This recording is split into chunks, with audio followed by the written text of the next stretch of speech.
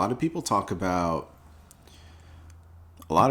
about this whole nofap semen retention thing, my 30-day challenge, my 90-day challenge. No one ever really like talks about like a full reboot. I did a full year last year and I recently got back on. And so I kind of just want to like walk you guys through like some of the phases, like from when I first discovered it to when I did a full year to now, to kind of like give you some context. I am somebody that like I didn't grow up like being anybody's like first pick. I was like, really awkward, really nerdy. Really, honestly, the idea of even doing something like this video would like scare the shit out of me. Those types of things, it's like now like I have zero problems making and maintaining eye contact with people. I'm in the best shape of my life, financially, physically, spiritually, mentally. I feel great, and I'm only 30 years old. People tell me all the time, they literally think I'm trolling when I tell them I'm 30 years old. But surely I don't want to like attribute all these benefits and stuff to semen retention. Surely a lot of it is just like my discipline. A lot of it is God. A lot of it is just like chance. But I cannot in good faith say that semen retention didn't have a massive impact on some of the things that I'm about to talk to you about. So this won't be necessarily like a full-on benefits video, but hopefully it just inspires somebody out there to kind of like think about it for 2 seconds and say, you know what, let me just go ahead and try this, because it's really not as hard as people think it is. So on to the stories. When I was in college, there were not even two. Let's start with the one. There was one insanely attractive girl that used to work at Twin Peaks. She will not be named, but she was like, like back in the day when everybody would like simp over the same girl. She was like that girl. Like everybody was simping over her. Everybody liked her. Everyone wanted to date her. All that stuff, right? And so little old me, like kind of going through my first like awkward phase of just self-improvement, self-discipline, stuff like that, just got into the gym. For some weird, odd reason, I was like, you know what? I just want to lock in. I don't want to be sleeping around with people, all that stuff. I just want to like maintain and retain my energy. Don't ask me why. I didn't watch any crazy videos on it. I didn't read any books. I just was like, it just seems like a good idea.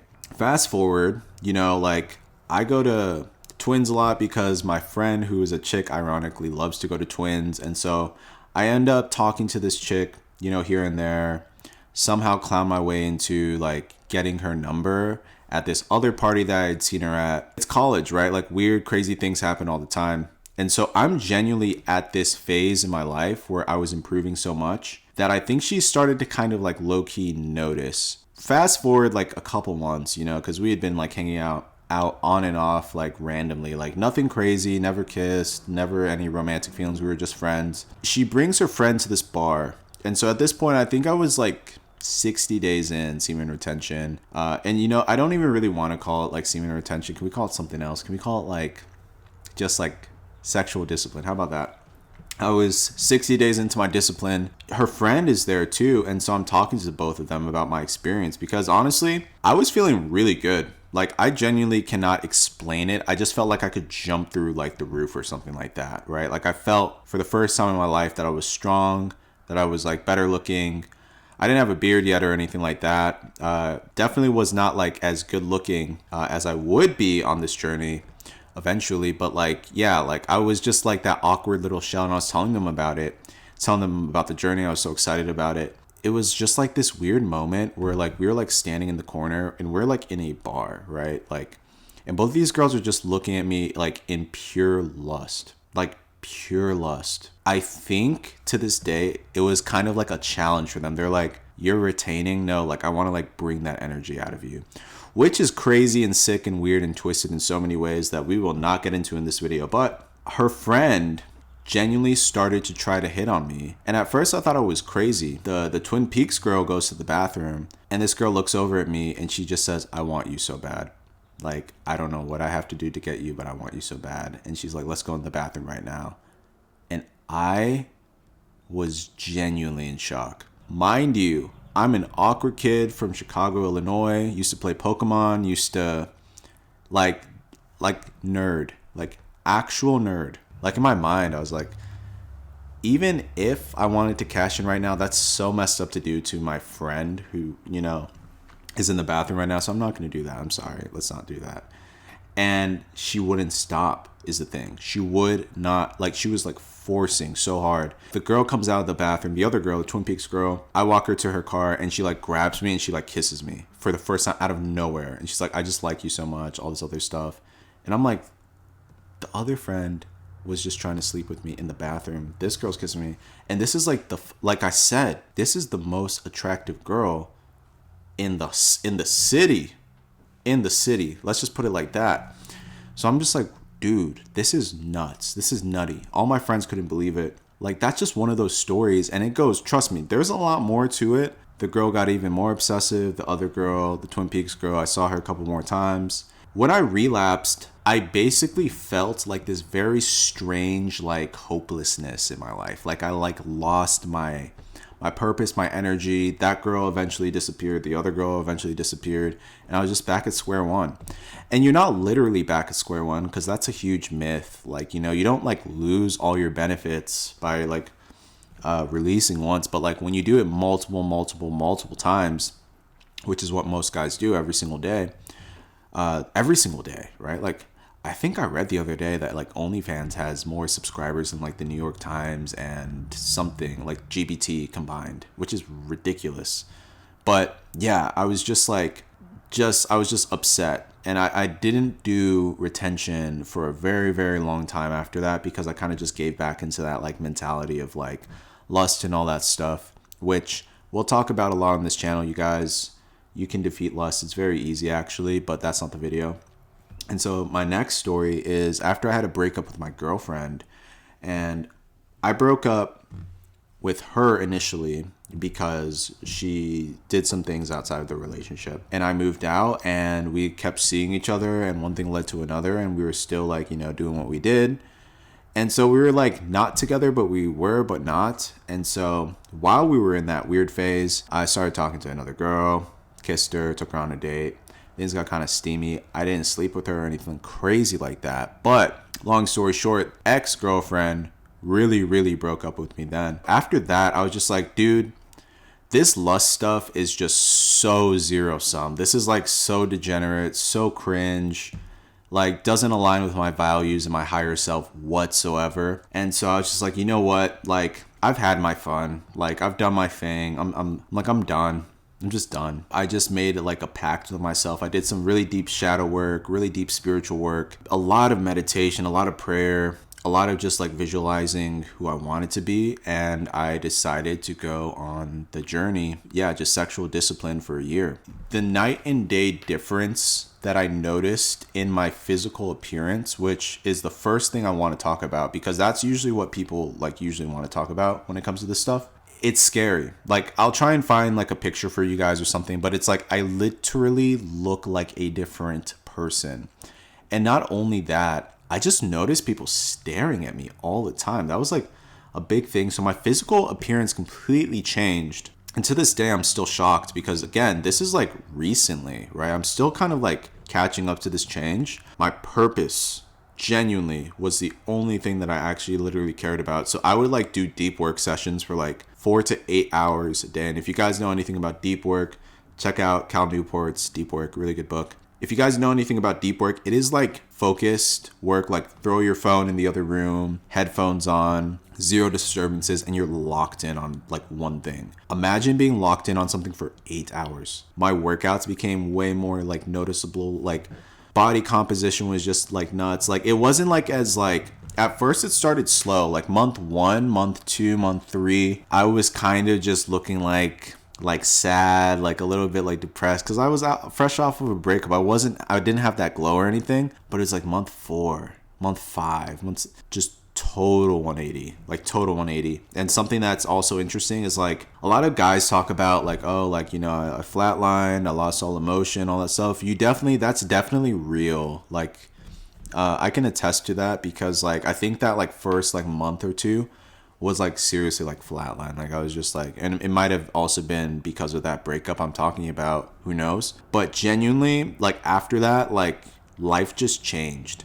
And the third thing I really want to talk about is your ability to manifest things increases 10x. So if you're somebody that visualizes through meditation, through prayer, which I recommend, I do recommend kind of tapping into some type of higher power while you're doing this, things manifest. I got the craziest opportunities while I was doing this retention phase.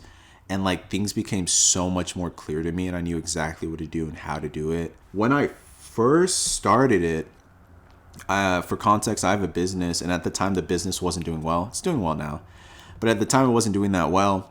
So I had to do Uber for a bit, and then I transitioned from Uber to working in a restaurant real quick. I did that, super focused. Everybody loved me at the restaurant. People were giving me their business cards, emails, all this stuff. That magnetism I'm talking about, because I just came in on this purpose and I knew exactly where I was supposed to go right after that. And then boom, I'm on the next thing. I'm working remotely. Then boom, I get this job opportunity.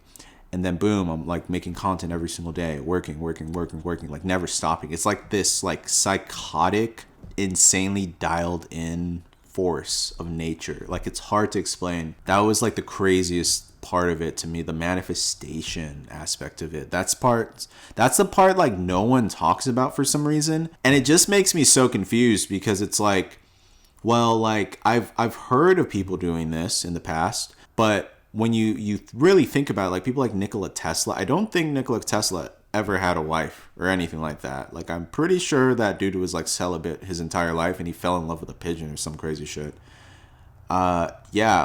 The amount of stuff he made, I'm pretty sure you can attribute a lot of it to his retention and through his discipline. So it's for me personally, after seeing all of that and ascending to such a height where I literally can say I basically went from a 6 to let me be conservative, a 9.9. I genuinely believe that I can date most women, and I have zero problem walking up to most women, flirting with most women. But that's not even something in my mind anymore. Does that make sense? I don't even care about that anymore. I genuinely only care about my purpose. And that was the only thing I was focused on. And I messed up, because after that, obviously when you get to that height, that ascension, it just is so foreign. Literally, you're walking around like an alien, right? And I realized, I'm bro, I can literally have any girl I want. And so I wilded out. I shouldn't have. And I think it was the worst way to relapse. No, it was the best way to relapse, because when I got back on, which is right now, I'm bro, I've seen everything. I know all the weaknesses. I know all the traps. I know all the lust traps and all this stuff. But here's the thing, the essence, just because you relapse once or twice, and I don't even like to say relapse again, that really paints a picture that is toxic. Let's not say relapse anymore, and let's not say semen retention. We'll say it for the algorithm, but this is a discipline, and that energy doesn't just leave you. It doesn't just dissipate entirely unless you start to self-sabotage again. But you won't. Why? Because you became a different version of yourself. That's the important part. And when you get to that point, it's so hard for that force of nature to leave you. And so inevitably you go back onto retention or discipline or whatever you want to call it, because that's just you now. So now that I'm back on it, and I have been for the last 2.5 months, and I don't know when I plan on stopping. I honestly told myself personally, I'm not gonna set a date to it at this point. Absolutely no FAP is a given.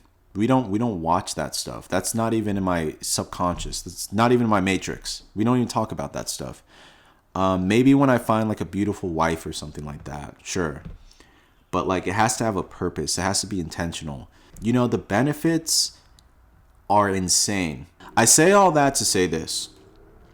You are doing yourself an extreme disservice by not at least trying this. Possibly the biggest disservice of your life. I would actually argue that's the biggest disservice that you can do to yourself, not trying sexual discipline. If you're somebody that is struggling with just the idea of lust, you can give it to God. Tell God, you have dominion over my thoughts. Get this stuff out of my mind. If you're struggling with OnlyFans and Pornhub and all that stuff, get a flip phone. I had a flip phone during a lot of this phase I'm talking about. I literally had a flip phone. there's no portal, there's no access, so I can't even watch the stuff you guys are talking about. And like when it comes to just like actual lust, maybe you're an attractive guy and you get a lot of play, you're gonna have to tap into your mind and say, this is not the end. This is not the end result. These women don't even deserve me. Respectfully, because we respect women. But it's true. It's not that like they don't deserve you at all in any sense. You can be friends with them. You can talk to them. Like, obviously, yeah. Like, we're not being like crazy misogynists over here. But they don't deserve your essence, like your energy. The minute they can detect it, and they can subconsciously detect that you're on it, right? Because you just glow different, you radiate different, your pheromones. They can smell it, but when you tell them, they're like, that's a challenge. I want to drain his energy. Why? Again, different video. I don't know.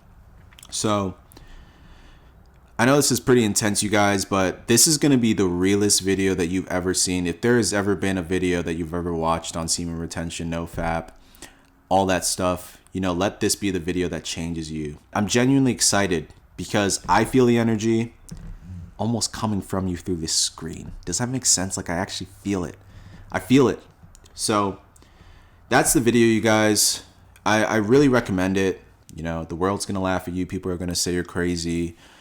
The girl's going to say you're gay or whatever, but like, who cares? Who cares what they think? Focus on you. Focus on your path. Focus on your purpose. See you guys in the next video and stay focused. Please. Peace.